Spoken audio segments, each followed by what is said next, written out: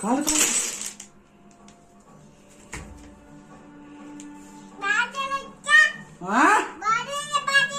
సిగ్గులేదా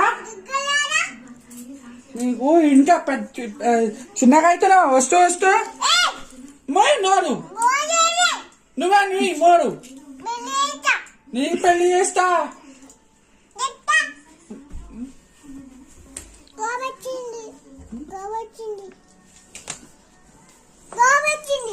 కోపం వచ్చిందా?